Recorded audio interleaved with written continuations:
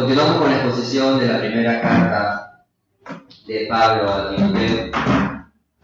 Estamos considerando las últimas semanas esta carta y nos encontramos en el capítulo 1. Hoy vamos a poner la última parte del capítulo 1, pero permítanme recordar brevemente cuáles son esos tres motivos principales por los cuales hemos considerado exponer esta primera carta a Timoteo en armonía con la intención de Pablo a sus oyentes. Uno de los aspectos es fortalecer el espíritu de todos los verdaderos creyentes, recordándoles el don que han recibido y la buena protección que cada día somos responsables de mostrar al mundo. También es necesario impartir orientación sobre cómo resolver los conflictos que surgen por los errores doctrinales que pueden ocasionar daño a la iglesia. Y a su vez también hay la intención de recibir una instrucción sobre la conducta apropiada de los creyentes durante el culto público de adoración. El título de esta enseñanza es básicamente una pregunta que debemos hacernos, y es: ¿estás peleando la buena batalla? Vamos a basarnos en 1 Timoteo, capítulo 1, versículos 18 al 20. Y dice lo siguiente: 1 Timoteo 1, 18. Este mandamiento, hijo Timoteo, te encargo, para que conforme a las profecías que se hicieron antes en cuanto a ti, milites por ella la buena milicia, manteniendo la fe y buena conciencia, desechando la cual naufragaron en cuanto a la fe algunos, de los cuales son Himeneo y Alejandro, a quienes entregué a Satanás para que aprendan a no blasfemar. Como mencioné, estamos con esta exposición de la primera carta a Timoteo, que hemos considerado en el capítulo 1. En primera instancia consideramos el saludo de Pablo, en este caso a su verdadero hijo en la fe, el cual es Timoteo. También fue expuesto luego el mandamiento de Pablo referente al cuidado y al propósito de la carta como tal, con respecto a las falsas enseñanzas, a cómo contrarrestarlas. La semana anterior el énfasis fue en que el apóstol Pablo estaba expresando aquella gracia abundante que había sido derramada en su vida y a su vez también en la vida de todos los creyentes para salvación. Y hoy nos enfocaremos, como mencioné, en la última parte del capítulo 1, versículos 18 al 20, y trataremos de tener siempre en mente la misma pregunta: ¿estás peleando la buena batalla? Vamos a considerar a través de tres puntos principales. Una reafirmación de la misión encomendada, versículo 18. Unos recursos disponibles para cumplir la misión, versículo 19, primera parte. Y un ejemplo de negligencia y sus consecuencias al abandonar la misión, versículo 19 y 20.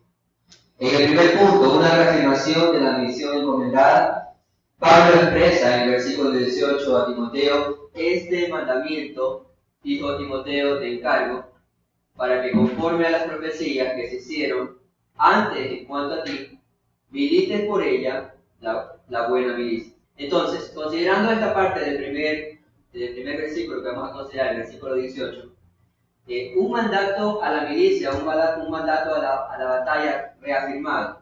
Lo que está haciendo Pablo, el apóstol, en este caso, es reafirmar la intención que tuvo al principio en los versículos de 3 al 5 del capítulo 1. Pareciera que en los siguientes versículos que hemos estado tratando, él se hubiese desviado del tema más relevante que él planteó al inicio de la carta. Pero si consideramos las circunstancias que estaba experimentando Timoteo, su juventud, su experiencia, a su vez también, en este caso, su inexperiencia en este sentido, o cada una de las circunstancias que él le tocaba enfrentar, incluso su testimonio, bajo esas circunstancias eran muy necesarias las aclaraciones que estaba realizando Pablo en los versículos previos. Nadie podía refutar la autoridad que tenía Pablo, en este caso que le había sido otorgada por el Señor al ser investido con el apostolado. Pero a su vez también nadie debería refutar la autoridad con la cual Pablo, el apóstol de Jesucristo, había investido en este caso a su delegado, que era Timoteo, para el cumplimiento en este caso de esa misión. Y estas aclaraciones que él está haciendo en el primer capítulo es básicamente como liberar el camino ante cualquier obstáculo que pueda surgir en este sentido. Pablo entonces retoma esa exhortación ahora en los versículos 18, retoma todo aquello, y en este sentido él empieza ahora a considerar ese mandato o esa exposición que hizo en los versículos previos con respecto al propósito principal de la carta. Ahora, Timoteo se había quedado en Éfeso y él tenía como propósito principal mandar a ciertos individuos que no hagan mal uso de la ley de Dios y que tampoco enseñen diferentes doctrinas erróneas, sino que más bien lleven a cabo un buen uso, un uso legítimo de la ley, y en este caso a través del Evangelio de Cristo. La labor o la misión no era algo opcional. El término mandato que menciona Pablo es una palabra griega que denota un sentido militar. Es una orden que un oficial superior al mando envía o otorga a un subordinado. Por lo tanto, la respuesta del soldado solo puede ser una. Estamos a sus órdenes, oficial. Daré lo mejor de mí en cumplimiento de la misión. Aunque me cueste la vida, llevaré a cabo la misión encomendada. Pablo, por la urgencia y la importancia del asunto, reafirma el mandamiento. Ahora, como menciono, esto no era una sugerencia que se podía discutir si lo hacemos o no lo hacemos. Era algo que debía cumplirse obedientemente. Timoteo tenía la gran responsabilidad para cumplir delante de Dios Padre y del Señor Jesucristo. Por ejemplo, 1 Timoteo 5:21 menciona: te encarezco delante de Dios y del Señor Jesucristo y de sus ángeles escogidos, que guardes estas cosas sin prejuicios, no haciendo nada con parcialidad. Y en 2 Timoteo, capítulo 4, versículos 1 y 2, Pablo menciona: te encarezco delante de Dios y del Señor Jesucristo, que juzgará a los vivos y a los muertos en su manifestación en su reino, que prediques la palabra, que instes a tiempo y fuera de tiempo, redarguye, reprende, exhorta con toda paciencia y doctrina. Sin embargo, como fue considerado en la primera parte del capítulo 1, Pablo tenía toda la autoridad de entregar este mandato como apóstol de Jesucristo. Sin embargo, esto es importante considerar, y ya lo mencionamos en esa instancia, él no abusa de esa autoridad. Él no abusa de esa autoridad que le había sido implantada en él, sino que él la ejerce con prudencia y amor. Él la ejerce con humildad. Él no estima a Timoteo como alguien inferior, que solo debía recibir órdenes, sino que Pablo se expresa a través de sus palabras la cercanía que tenía hacia el amigo y a su vez también hacia el hermano. Incluso sus palabras denotan una preocupación como de un padre al referirse a su hijo, cuando él dice: hijo Timoteo, te encargo. Con todo esto mencionado, la realidad es que la paternidad espiritual de Pablo con respecto a Timoteo era algo que ya hemos considerado, porque él básicamente fue el quien le predicó el Evangelio de Cristo, y probablemente por esta predicación él pudo conocer al Señor. Mucho tiempo pudo estar discipulándole y enseñándole. Por lo tanto, aunque había una distinción de maestro-discípulo, nunca existió un autoritarismo o una superioridad de Pablo hacia Timoteo. Él ruega en su palabra, él pide encarecidamente, aunque también manda. Lo que vemos en sus palabras es una estrecha relación del aprecio, la estima y la preocupación por el bienestar de su hijo en la fe. Pablo encarga a Timoteo un depósito muy valioso, que en este caso es la verdad de Dios. Ese depósito debía ser guardado muy diligentemente. Esa era su misión. Pablo lo guardó, Timoteo tenía que guardarlo, la iglesia local tenía que también hacer lo mismo, y nosotros en esta parte de la historia, al ver este mandato del Señor, es algo que también nos toca considerar. Nosotros también somos responsables de perseverar en esa verdad cual ha sido entregada. Si es necesario de exhortar a alguien que no se desvíe de la misma, debemos hacerlo. El propósito de que la siguiente generación que viene reciba el bendito Evangelio es una misión que tenemos aún en la actualidad. Ese mandato o ese llamado a la milicia o la buena batalla fue confirmado con las palabras de Pablo cuando dice: conforme a las profecías que se hicieron antes en cuanto a ti. Esta reafirmación de la misión encomendada, en este caso, procura recordarle a Timoteo algo. Él había recibido un llamado de parte de Dios para servir a la iglesia del Señor. Y esto fue realizado a través de algunas profecías que se llevaron a cabo respecto a Timoteo. Y esto era importante para animar el corazón de Timoteo y para recordarle que había sido puesto en esa labor y había sido puesto en ese lugar, no por hombres, sino que el mismo Señor lo había llamado a realizar esa labor. Quizás la pregunta inmediata es: ¿cuáles fueron aquellas profecías que se hicieron a Timoteo? Bueno, no encontramos un detalle específico, particular de qué momento se llevó a cabo estas profecías ni en qué lugar.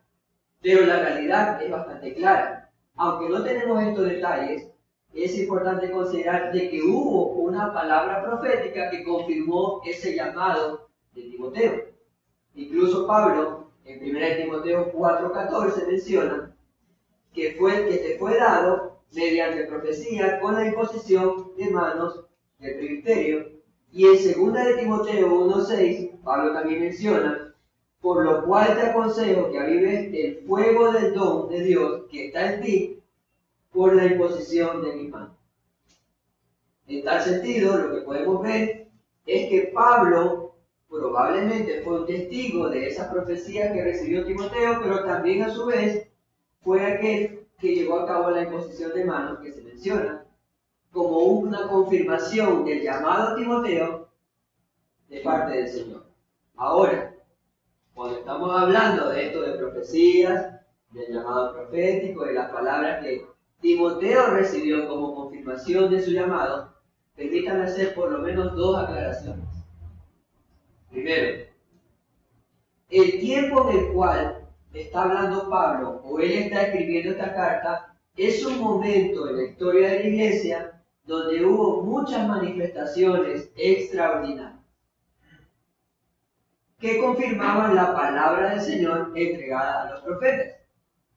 Efesios 2:20 menciona: edificado sobre el fundamento de los apóstoles y profetas, siendo la principal piedra del ángulo Jesucristo mismo. Por lo tanto, en esta época, en la época que Pablo escribía, en la época de la iglesia primitiva, se estaba estableciendo el fundamento de la iglesia. Y parte de esta manifestaciones extraordinarias, estaban vigentes los diversos tipos de dones que se mencionan, y entre estos dones se menciona la parte de la profecía. En 1 Corintios capítulo 12, 13 y 14, Pablo regula la ejecución de estos dones y también regula cómo debe llevarse a cabo la profecía en ese contexto en el cual estaban viviendo. Por lo tanto, en este sentido, la profecía que estaba recibiendo la iglesia primitiva traía una revelación directa de la voluntad de Dios a los creyentes de ese tiempo. Esta fue la forma utilizada en algunos casos por el Señor, que a través de profetas eran medios para dirigirse a la iglesia sobre asuntos particulares. Así eran llamados también algunos hombres al servicio, a través de estas manifestaciones extraordinarias en ese tiempo extraordinario. Incluso Pablo recibió una confirmación de su ministerio a través del profeta Ananías, lo que encontramos en el libro de los Hechos. Entonces, todo esto sucedió en el fundamento de la iglesia, cuando la iglesia estaba siendo fundada de manera visible en la tierra. La pregunta es: ¿cuántas veces se pone el fundamento de una edificación? La respuesta inmediata es: una sola vez. Una sola vez se establece el fundamento, y en lo que a la iglesia se refiere, ese fundamento fue puesto en esa época extraordinaria, a través de los apóstoles y profetas. Estos dones estaban vigentes y servían para establecer ese fundamento. Pero ahora, en el contexto en el cual vivimos, en en el contexto evangélico actual, no se está poniendo el fundamento. En este contexto en el cual vivimos, no vivimos en esa época extraordinaria. Nosotros vivimos en una época ordinaria y estamos siendo edificados sobre el fundamento que ya fue puesto. Es incorrecto pensar, usando este texto, de que aquellas profecías que confirmaban a Timoteo como su llamado al servicio, también pueden llevarse a cabo ahora en estos tiempos, pretendiendo decir algo como, bueno, yo recibí una profecía del Señor para ser pastor, incluso me ungió para esta labor, mañana mismo renuncio a mi trabajo y me pongo a trabajar en el ministerio. Entonces, en este sentido, eso no es lo que deberíamos ver en el contexto de la iglesia local. No funciona así ahora el llamado al servicio de parte de Dios en estos tiempos. Segundo, uno de los motivos por los cuales estaban vigentes estos dones en el contexto de la iglesia primitiva era que aún no se había terminado de escribir el canon bíblico. Es decir, la palabra de Dios estaba siendo escrita en esos precisos momentos. La revelación inspirada de Dios, aunque ya existía en parte del Antiguo Testamento, no estaba disponible para todos. Entonces, era necesaria la profecía en ese tiempo extraordinario porque Dios aún estaba culminando la inspiración de su palabra, que luego sería plasmada de manera escrita en lo que ahora conocemos como la Biblia. Hebreos 1.1 menciona, Dios habiendo hablado muchas veces y de muchas maneras, en otro tiempo, a los padres por los profetas, en estos postreros días nos ha hablado por el Hijo, a quien constituyó heredero de todo, y por quien asimismo hizo el universo. Y segunda de Pedro 1.19 menciona, tenemos la palabra profética más segura, a la cual hacéis bien estar atentos con una antorcha que alumbre en un lugar oscuro, hasta que el día esclarezca y el lucero de la mañana salga de vuestro corazón. En tal sentido, Pablo y Timoteo fueron hombres llamados al servicio, confirmados al ministerio por profecías particulares, porque aún no existía un parámetro escritural o doctrinal que los ayude a identificar a la iglesia cuál era el carácter o las características que debían tener aquellos hombres. ¿Cómo era entonces que aquellos falsos maestros, a los cuales se está reprendiendo en la carta a Timoteo, cómo era que aquellos falsos maestros llegaron a esas instancias de ser llamados como ancianos o pastores y estar predicando errores o herejías? ¿Cómo era posible aquello? Bueno, básicamente porque hasta ese momento no había el parámetro doctrinal claro de lo que había que reconocer en aquellos hombres que el Señor llama a su servicio.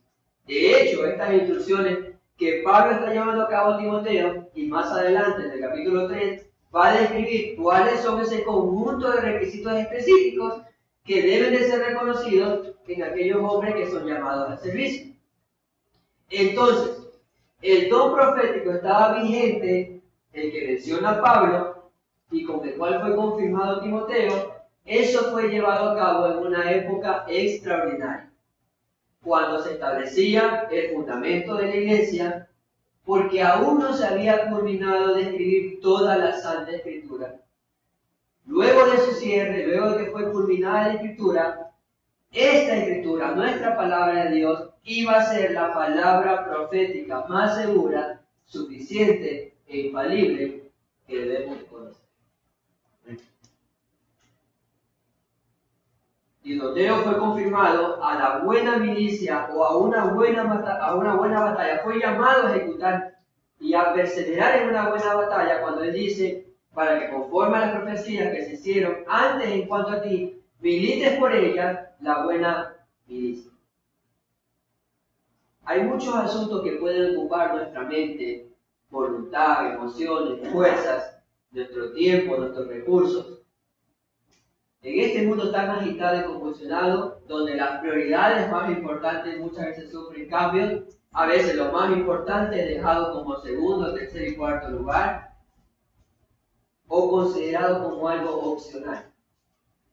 Probablemente es importante, y por eso la pregunta del título de hoy, es importante considerar si estoy peleando la buena batalla. Si la labor que estoy realizando en mi vida, donde me encuentro ahora, es la buena batalla. Porque probablemente de no ser así, todo lo que estoy haciendo, mis esfuerzos, todos mis recursos, todas mis fuerzas, pueden ser en vano. Pablo le recuerda a Timoteo, tienes un mandato de parte de Dios, tienes una labor a realizar. Ese mandato de militar por la fe que te fue confirmado de manera especial, y aunque vas a tener luchas, y aunque vas a tener debilidades, confrontaciones y muchas situaciones que enfrentar, el Señor te llamó a servirle, y ese debe ser un motivo suficiente para que te esfuerces y te animes en esta buena batalla. Pablo utiliza la metáfora militar en un contexto de quienes se oponen al Evangelio, o quienes se oponen, o aquellos que se oponen, aquellas fuerzas espirituales que se oponen a esta labor. Segunda de Corintios, capítulo 10, versículo 4, menciona, porque las armas de nuestra milicia no son carnales, sino poderosas en Dios para destrucción de fortalezas, derribando argumentos y toda altivez que se levanta contra el conocimiento de Dios y llevando cautivo todo pensamiento a la obediencia de Cristo.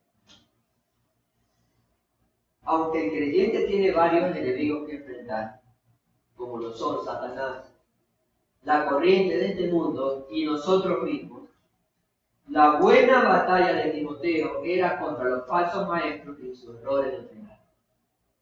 Era una defensa constante a guardar la verdad del Señor en un buen depósito, y esta verdad no tenía que ser cambiada ni tergiversada. Timoteo, al igual que cualquier otro creyente, ha sido llamado a militar o a pelear la buena batalla. Esto no es algo opcional o de gustos, es un mandato. Y es importante evaluar si estoy peleando esa buena batalla o quizás estoy peleando mis propias batallas. Quizás lo que predomina en mi vida actualmente sean batallas personales, laborales, económicas, sentimentales, familiares, y en eso estoy gastando todos mis recursos, mis fuerzas, pero esa no es la buena batalla.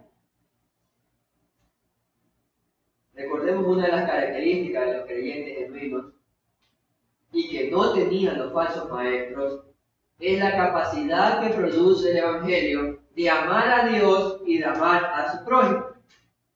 Y cuando hablamos de amar a Dios, esta característica o esta cualidad en los creyentes está ligada a un amor por su verdad, a un amor por su ley o por sus mandatos. Nadie puede decir yo amo a Dios, bueno, podría decirlo, eso no tiene sentido. Amo a Dios, pero su ley y su palabra no es relevante para mí. Amar a Dios implica amar su verdad, su ley. Y no puedo pelear la buena batalla sin amar la verdad. Debo darle la prioridad en mi vida. Nunca será opcional, siempre debe ser lo primero. ¿Estoy peleando la buena batalla? Si es así, la gracia abundante del Señor será la que me conceda los recursos necesarios para luchar esta guerra. Él es quien me capacita a cumplir con esa misión, y eso nos lleva a nuestro siguiente punto, cuando él menciona los recursos disponibles para cumplir la misión. Esos recursos disponibles básicamente son dos: manteniendo la fe y buena conciencia.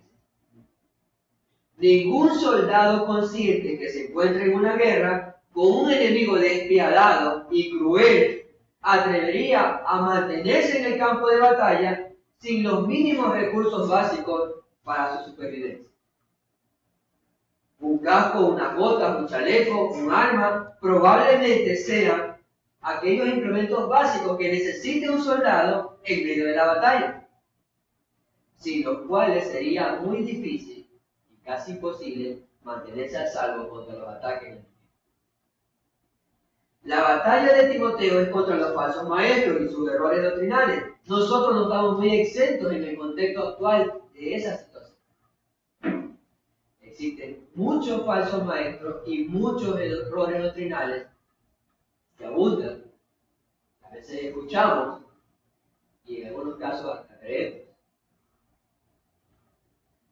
Él debe afrontar esta buena batalla aferrándose en todo momento a su fe y buena conciencia. Estos conceptos ya fueron considerados en la primera parte del capítulo 1, pero cuando él habla de manteniendo la fe, y cuando usa el término fe, normalmente la palabra fe tiene por lo menos dos connotaciones de su significado. Cuando hablamos de fe, nos podemos referir a aquella confianza o certeza que tienen los creyentes. Y vemos el ejemplo de Hebreos 11:1 cuando dice: es pues la fe y la certeza de lo que se espera y la convicción de lo que no se ve. Entonces esa es una connotación del significado de fe en la Escritura. Pero también cuando dice fe, o cuando encontramos la palabra fe en las Escrituras, es para referirse al conjunto de doctrinas que nos han sido entregadas por medio de la Escritura. El bendito Evangelio debe de ser esa fe. Por lo tanto, este recurso debe mantenerse en la fe, debe sostenerse firmemente en la verdad revelada. Su primera responsabilidad, nuestra primera responsabilidad como creyente, es ocuparnos en aquello. Pablo le decía: la lectura, la exhortación, la enseñanza. Para pelear la buena batalla contra los errores doctrinales y sus seguidores, debemos mantenernos aferrados a la verdad del Evangelio. Debemos mantener la fe. Timoteo debería permanecer fiel y dedicado a la palabra de Dios, guardarla, nutrirse con ella, predicarla. 1 Timoteo 4:6 menciona: si estos enseñan a los hermanos, será un buen ministro de Jesucristo, nutrido con las palabras de la fe y de la buena doctrina que ha seguido. No existe cristianismo verdadero sin la palabra de Dios. De hecho, no encontramos en la Escritura un solo ejemplo de un creyente que se haya apartado de Dios y de su verdad permanentemente. Eso no existe en la Escritura. ¿Por qué existiría hoy? No podemos decir por un lado que creemos en Dios o tenemos fe y confianza en Él, que era un significado, pero por otro lado no conocemos, no guardamos y no defendemos las verdades fundamentales de la Escritura. Eso es incoherente. Si nos consideramos y si alguien se considera creyente, entonces debe mantener la fe. Debe aferrarse a esas verdades. Y un ejemplo de esto, pienso en el ladrón que murió en la cruz, uno de los dos ladrones que murieron en la cruz, y uno de ellos alcanzó la gracia salvadora, como lo conocemos. Eso está en Lucas 23, versículos 39 al 43. Dice: uno de los malhechores que estaban colgados le injuriaba diciendo: si tú eres el Cristo, sálvate a ti mismo y a nosotros. Respondiendo el otro malhechor, le reprendió diciendo: ¿ni aún temes tú a Dios estando en la misma condenación? Nosotros a la verdad justamente padecemos porque recibimos lo que merecieron nuestros hechos, mas este ningún mal hizo. Y dijo a Jesús: acuérdate de mí cuando vengas en tu reino. Entonces Jesús le dijo: de cierto te digo que hoy estarás conmigo en el paraíso. Este hombre recibió la gracia de Dios, colgado en un madero. No tuvo tiempo para prepararse teológicamente, pero pudo ver en la obra del Señor que estaba realizando algunas doctrinas fundamentales que incluso defendió contra las acusaciones del otro. Mientras un hombre blasfemaba contra Dios, había otro hombre que estaba reconociendo y proclamando su pecaminosidad, su injusticia, pero también reconoció la justicia y santidad de Cristo, reconoció su deidad, reconoció su soberanía, reconoció su reinado. Las verdades fundamentales que Pablo está anunciando y que ya ha mencionado en textos anteriores, que Cristo Jesús vino al mundo para salvar a los pecadores, es esa fe en la cual debemos mantenernos como creyentes. Y debemos de permanecer en ella hasta el final. Estos falsos maestros empezaron quizás así, pero se desviaron. El otro recurso es una buena conciencia. La conciencia es algo que Dios ha dado a cada ser humano que le permite reaccionar ante cualquier tipo de conducta que presentemos. Todo hombre y toda mujer tiene una conciencia que le acusa o que le defiende. Eso lo encontramos en Romanos 2, 14 al 15. Sin embargo, la buena conciencia solamente puede ser experimentada en el creyente que le ha sido regenerada esa área de su vida por la obra de Cristo.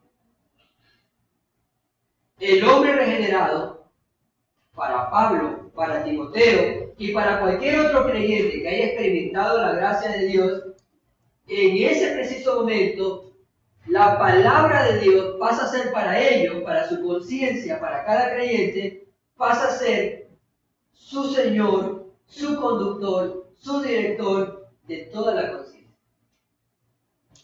La buena conciencia de la cual habla Pablo es, por lo tanto, aquella que produce sentimientos de bienestar, de paz, de contentamiento, de calma cuando hay un buen comportamiento, pero también cuando hay algo malo activa la culpabilidad, la vergüenza, el remordimiento, el temor, la duda, la inseguridad, incluso la desesperación. Pero esta buena conciencia tiene el propósito de advertir a la persona que está pecando. Los no creyentes, cada vez más, su conciencia se le endurece. Es decir, cada vez más, por causa del pecado, la conciencia no puede llevar a cabo su labor para la cual fue puesta. En los creyentes no es el caso. Más bien, cada vez más su conciencia está más consciente o tiene mayor conocimiento de lo que Dios demanda a cada hombre. Una buena conciencia es una herramienta que cumple con el propósito de cada creyente cuando se encuentra alimentada correctamente por la fe, es decir, por la palabra de Dios. No hay buena conciencia sin la verdad de las Escrituras. No hay buena conciencia sin la verdad de las Escrituras, y de nada serviría la verdad de las Escrituras si no son aplicadas a la conciencia para que nuestra conducta sea dirigida. Hay un vínculo inseparable entre la verdad y la moralidad. Hay un vínculo inseparable entre la conducta correcta y una creencia correcta. Timoteo era responsable delante de Dios de hacer uso de estas herramientas en su alma, mente y corazón por la obra del Espíritu Santo, con el poder del Evangelio. Y cada creyente igual. Debemos hacer uso de la buena conciencia, debemos hacer uso de la fe que nos ha sido dada. John MacArthur menciona: la sana doctrina y la vida piadosa son las dos torres gemelas que guardan la pureza de la iglesia. Y los ataques del enemigo casi siempre están hacia esa dos torres. Porque no hay forma de cumplir la misión y pelear la buena batalla sin esos recursos. Ten cuidado de ti mismo y de la doctrina. 1 Timoteo 4:16. Persiste en ellos, pues haciendo esto te salvarás a ti mismo y a los que te oyen. Ten cuidado de ti, de tu conducta, de tu conciencia y de la doctrina, de la fe. Por último, vemos el ejemplo de la negligencia y las consecuencias cuando se abandona la misión. Versículos 19 y 20, los leo juntos. Manteniendo la fe y la buena conciencia, desechando la cual naufragaron en cuanto a la fe algunos, de los cuales son Himeneo y Alejandro, a quienes entregué a Satanás para que aprendan a no blasfemar. Es una necedad pretender cumplir con la misión encomendada sin usar los recursos que nos han sido entregados. Pero a su vez es una necesidad mayor desechar voluntariamente y premeditadamente tales recursos. Pablo está utilizando aquí una figura marítima, la de un naufragio, para describir la situación que estos falsos maestros, que no eran buenos marineros, porque ningún buen marinero deja el timón del barco sin supervisión. Pero aún el énfasis es mayor, porque no solo que lo deja sin supervisión, sino lo que quiere hacer énfasis Pablo es que estos malos marineros no solo descuidaron el timón, sino que cogieron el timón y lo lanzaron por la borda. En otras palabras, esta era una declaración clara de su negligencia y de su necedad. El resultado evidente es que naufragaron, perdieron todo rumbo o dirección en cuanto a la meta encomendada. No existía un puerto seguro donde ellos iban a culminar. Ellos desecharon la buena conciencia, cerraron su entendimiento a la verdad de la Escritura y naufragaron en cuanto a la fe. Aunque en primera instancia probablemente ellos profesaron con sus labios una fe o una confianza en el nombre de Cristo, esa profesión con el tiempo estaba demostrando no ser genuina, porque ellos prefirieron las vanas palabrerías, las novedades, la imaginación, los inventos, antes que el Evangelio glorioso de Cristo. Endurecieron su conciencia, negaron la fe, y cuán triste puede ser que alguien experimente un naufragio físico, mucho más triste cuando alguien experimenta un naufragio con respecto a su alma. Y peor aún cuando en este naufragio arrastra a otros.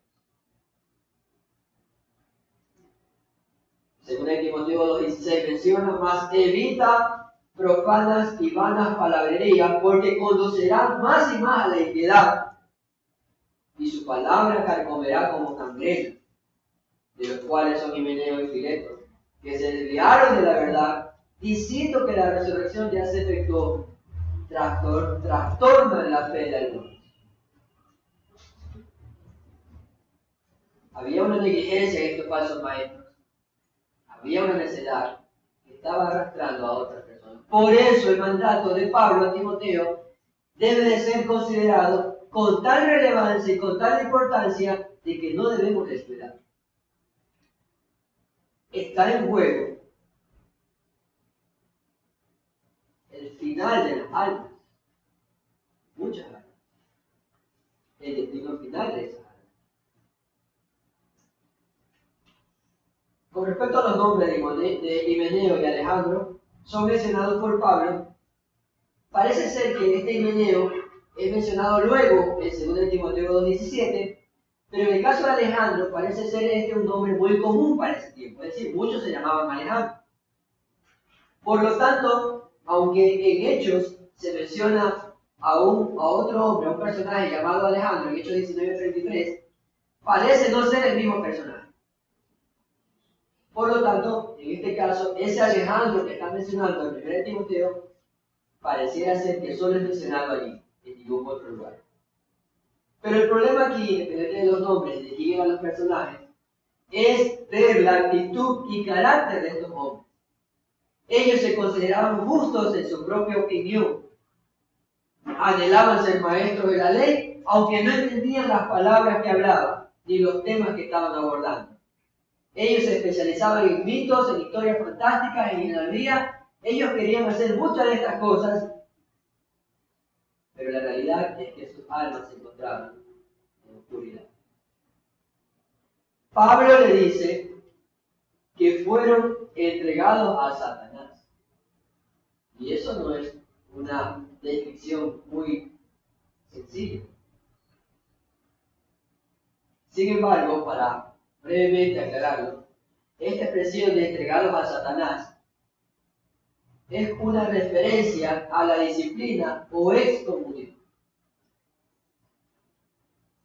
Siendo este el último paso escritural para tratar con el pecado en la iglesia local. Es decir, conocemos por la Escritura que existe un orden para establecer la disciplina. Ve y tú habla con aquel, lleva testigos, dilo a la iglesia, y si a pesar de esta persona continúa y persevera en su pecado, ya no lo reciban y lo reconozcan como hermano.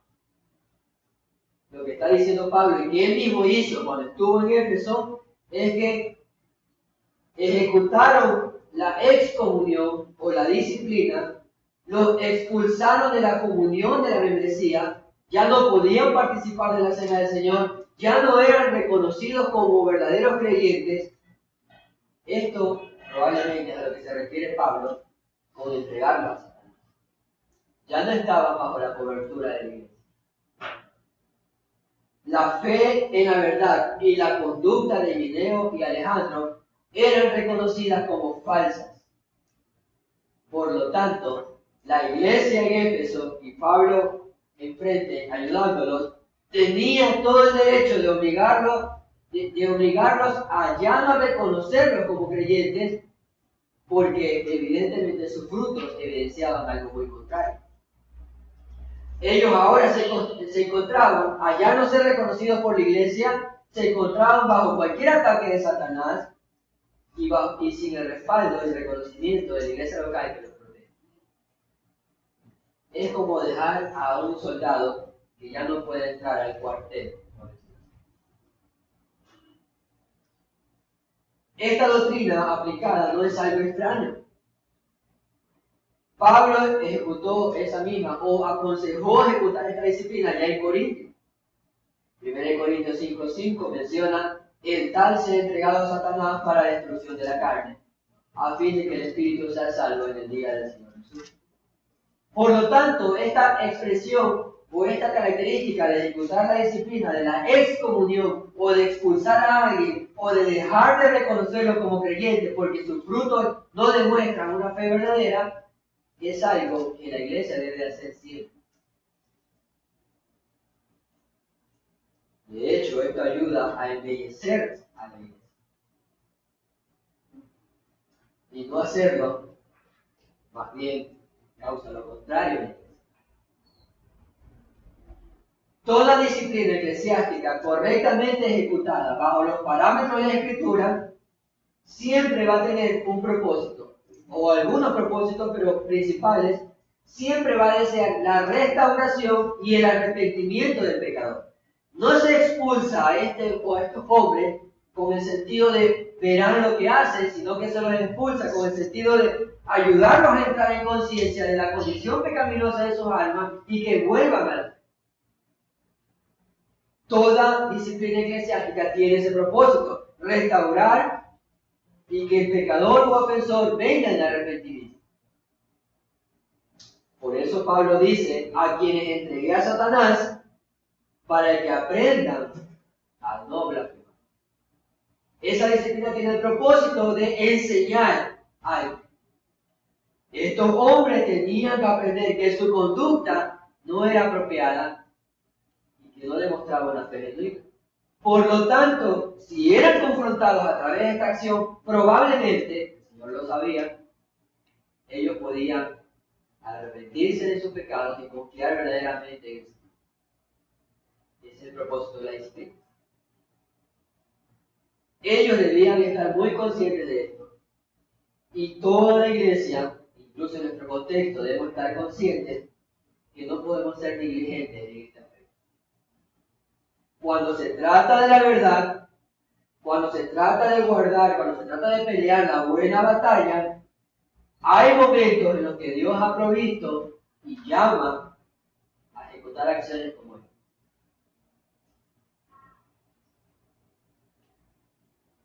La realidad es que en nuestro contexto actual es muy complicado. Casi no se ve. Incluso los que tenemos la responsabilidad de hacerlo, en muchas ocasiones luchamos por ello. pero es un mandato a considerar cada día en el contexto de la iglesia local. En general, para terminar, Himeneo y Alejandro, con una fe fingida, con una mala conciencia, con un corazón no regenerado, iban a experimentar las consecuencias de su negligencia, de su necedad. Como creyentes debemos estar más conscientes, y mucho más conscientes cada vez más, de este mandamiento, de cumplir, enseñar, guardar la verdad. Esta no es una labor exclusiva solamente de los líderes o los pastores. Esta es una labor que es demandada a todos los creyentes, aunque evidentemente aquellos que son llamados a liderazgo tienen una mayor responsabilidad. Pero el hecho de guardar la verdad, de pelear la buena batalla, es una responsabilidad de todos. Y para eso debemos de tener cuidado, mucho cuidado, de aquella doctrina que estamos escuchando. Y debemos tener cuidado de nuestra conducta, de nuestra conciencia. Debemos tener cuidado que si lo que escuchamos no afecta a nuestra alma, si lo bueno que escuchamos afecta a nuestra alma, debería de ser así a nuestra conducta. De nada serviría escuchar la sana doctrina si no es aplicada a mi vida. Pero a su vez también debemos de considerar que si estamos escuchando una doctrina errada, eso nos está afectando también a mi comportamiento, lo cual a veces es más fácil. Como creyentes debemos estar conscientes de eso. También no necesitamos una confirmación profética para saber cuál es nuestra labor. Tenemos la palabra de Dios, necesaria, suficiente, segura, y debemos aprender a confiar y a descansar en esa verdad. No necesitamos nuevas revelaciones, lo que necesitamos es la Escritura. Y esto nos ayudará en el cumplimiento de su propósito. Nada más que eso. ¿Qué batalla estás peleando? ¿Es tu propia batalla? ¿O es la buena batalla? Si te encuentras ahora escuchando esto, y si puedes ver por la palabra de Dios que quizás no estás peleando la buena batalla, similar a Himeneo o a Alejandro, considera seriamente el llamado de Dios. Considera seriamente confiar solamente en lo que la Escritura menciona. Y el resumen más concreto que Pablo ha mencionado de lo que la Escritura menciona es que Cristo Jesús vino al mundo para salvar a los pecadores. Y eso está vigente hoy, para salvar a todo aquel que confíe solamente en la obra de Cristo y se vuelva a eso.